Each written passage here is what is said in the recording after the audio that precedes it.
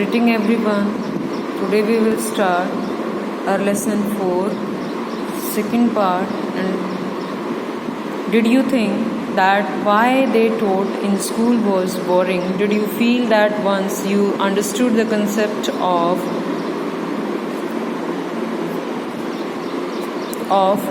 what was being taught, you lost interest in the rest of the lesson?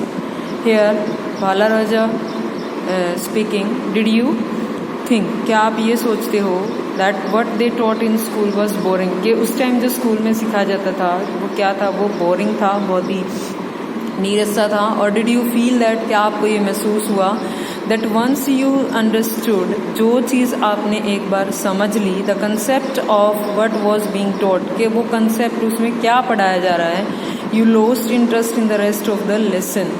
तो और फिर उसने क्या कहा, या जो लेसन में इंटरेस्ट है या वो आपका गुम हो चुका था. तो living in a, Hafeez replied, living in a boring school is difficult. तो उन्होंने कहा कि जो स्कूल में रहना बहुत ही डिफ़िकल्ट है.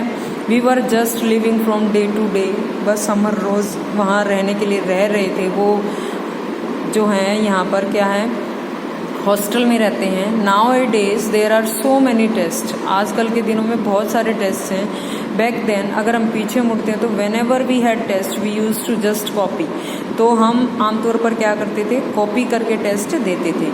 The teacher thought that we had done our work, और जो टीचर है वो क्या सोचते थे कि हमने जो अपना काम वो कंप्लीट कर लिया. Bela Raja, there is a contention that giftedness and learning disabilities go hand in hand. Do you think that applies to you? तो उन्होंने कहा कि there is a contention that gifted, कहीं ना कहीं एक ये रहता है कि कुछ जो लोग हैं वो गॉड गिफ्टेड हैं, या उनको जो टैलेंट है वो बहुत ज़्यादा गॉड की तरफ से उन्हें दिया गया है. तो ऐसा कुछ वो कहने की यहाँ पे कोशिश कर रहे हैं. तो उन्होंने कहा एंड लर्निंग डिसेबिलिटीज़, जो याद ना करने की जो अयोग्यता है, गो हैंड इन हैंड. तो उन्होंने क्या कहा, ये जो दोनों चीज़ें ना वो साथ साथ चलती हैं. कि कुछ बच्चे तो पढ़ाई में बहुत ज़्यादा अच्छे होते हैं और कुछ क्या होते हैं, वो बेचारे से अच्छे से लर्न नहीं कर पाते हैं. Do you think this applies to you? आपको क्या लगता है कि ये चीज़ आपके साथ भी अप्लाई हुई है? Hafeez, well take some students from my class. Hafeez ने कहा कि कुछ स्टूडेंट आप मेरी क्लास से ही ली. Those who always stood first और second are today doing very ordinary jobs. तो उनमें से कुछ जो उन्होंने कहा कि जो फर्स्ट और सेकंड आते हैं are today doing very ordinary jobs, उनकी क्लास के, यानी कि जो टॉपर्स बच्चे थे जो पहले और दूसरे नंबर पर होते थे, तो वो क्या हो गया, अभी बहुत ही ऑर्डनरी जॉब वो कर रहे हैं. Bela Raja, I have come across the situation in so many place where people tell me that their class toppers are doing ordinary today.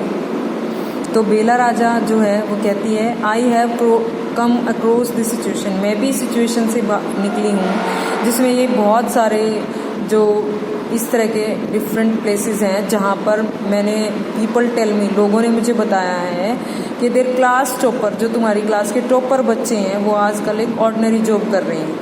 In school I think living our lives they are made us street smart. I have learnt more by doing what I did on my than what academics would have taught me. तो यहाँ पे उन्होंने कहा कि school में I think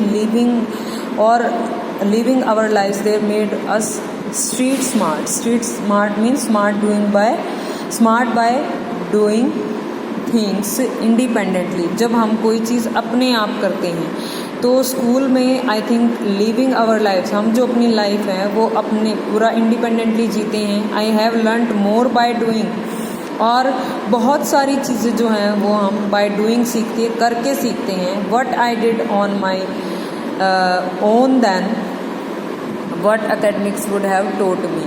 और बहुत सारी ऐसी चीज़ें हैं जो एकेडमिक्स में हमें नहीं सिखाई जाती, वो हम प्रैक्टिस से सीखते हैं. Bela Raja, that is because the personality and skills were there. और कुछ चीज़ें, दैट इज़ बिकॉज, ये क्यों है, द पर्सनैलिटी एंड स्किल्स, किसी का जो व्यक्तित्व है और उसकी जो निपुणता है उसकी वजह से। You were able to find expression in a manner you were comfortable with and you defied every rule so that nobody would stop you from doing what you needed to do.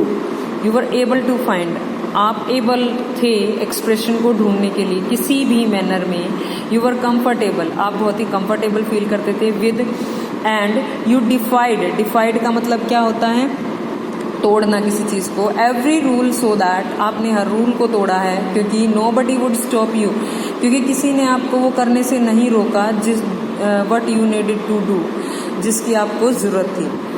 Hafeez, I was more interested in other things, मैं बहुत ज़्यादा interested था बाकी सब चीज़ों में। If for example, अगर मैं उदाहरण के तौर पर बात करूँ, while in class it started raining outside, जब हम क्लास में थे और मान लो बाहर बारिश शुरू हो जाती है, I would think of the flowing water and how to build a dam to block it. तो मेरे दिमाग में क्या आता था कि मैं सोचता था ये जो बहता हुआ पानी है, हाउ टू बिल्ड, इस पे मैं एक डैम कैसे बनाऊं, टू ब्लॉक इट, इसे बंद करने के लिए, ब्लॉक करने के लिए।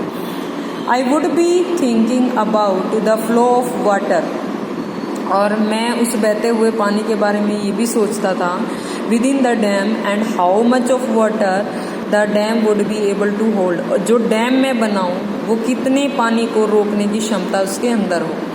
That was my interest for the day, उस दिन का ये मेरा इंटरेस्ट होता था। When students lost a button while playing or fighting, जब बच्चों के बटन गुम हो जाते थे खेलते हुए या फाइट करते हुए, they would come running to me, तो वो भाग करके मेरे पास आते थे, and I would cut a button for them from chalk, और वो उनके लिए मैं एक बटन बनाता था चौक से, यूजिंग ए ब्लेड, ब्लेड को यूज़ करते हुए। Discipline in the school was very important and no student could afford to have a button missing. तो डिसिप्लिन जो था वो हमारे स्कूल का बहुत ही स्ट्रिक्ट था उस टाइम पर, और कोई भी जो स्टूडेंट है वो खोए हुए बटन को दोबारा से पा लेना उसके लिए बहुत मुश्किल होता है, वो नहीं अफोर्ड कर सकता। The student would get past dinner with a full neat uniform and after that it did not matter. तो बच्चा जो है डिनर तक उसकी जो यूनिफॉर्म है वो पूरी नीट एंड क्लीन होनी चाहिए, इसके बाद वो चीज़ें मैटर नहीं करती। Bela Raja, coming to the present, present में आते हैं। How do you decide as to what kind of structure you want to give a client. आपने कैसे डिसाइड किया कि आप किस तरह के स्ट्रक्चर जो है वो क्लाइंट को देंगे।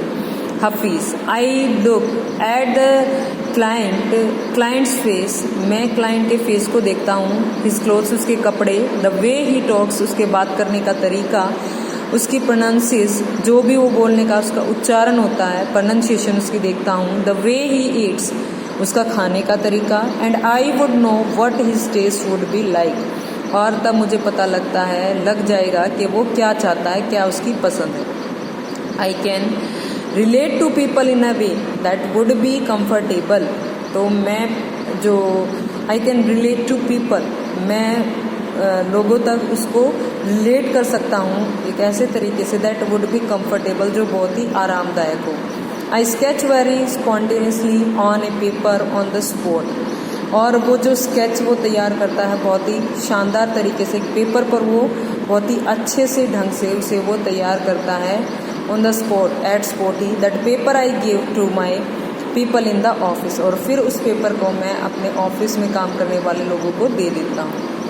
बेला राजा, यू डू इट इंस्टिंक्टिवली, तो इंस्टिंक्टिवली का मतलब क्या होता है, naturally, not coming from training और बेस्ड, नेचुरल जो चीज़ें हैं। तो क्या कहते हैं, क्या आप ये सब चीज़ें नेचुरली करते हो। हफीज़, कॉल इट इंस्टिंक्ट, हाँ बिल्कुल, अरिथमेटिक, तो उन्होंने वो क्या कहता है, ये बिल्कुल नेचुरली है, मैं इसे मैथ, जैसे मैथ्स होता है ना ऐसे ही, और what ever now it comes, चाहे कैसे भी है, जो कुछ भी आया, मी लाइक दिस, चाहे मेरे पास कोई भी आता है, मैं हर चीज़ को कैसे सोचता हूँ, मैथमेटिक्स की तरह। पुटिंग डिज़ाइन, और उसका डिज़ाइन भी, उसका कंस्ट्रक्शन भी, उसकी साइकोलॉजी भी, सोशियोलॉजी, साइकोलॉजी मानसिकता, स्ट्रक्चर क्या होता है, जो भी उसका ढांचा होता है वो, सोशियोलॉजी सामाजिकता, टुगेदर, वो सब चीज़ें एक साथ आती हैं और सभी मैथमेटिक्स की तरह हैं। And making a sketch from all that mathematics, और इन सब चीज़ों को मिला करके मैथ्स की तरह मैं एक स्केच उनका बना देता हूँ। Here we almost come to a full circle where Mr. Contractor has derived his own interpretation of mathematics, taking it from a subject he hated to subject he now loves dealing with. तो यहाँ पे हमने क्या पढ़ा, almost come to full circle, अगर हम पूरे circle में घूमते हैं जहाँ पर mister contractor has derived his own interpretation of, उनके मन में क्या है, क्या इंटरप्रिटेशन है उनकी मैथ्स को लेकर के, उन्होंने सब हमें बताया है।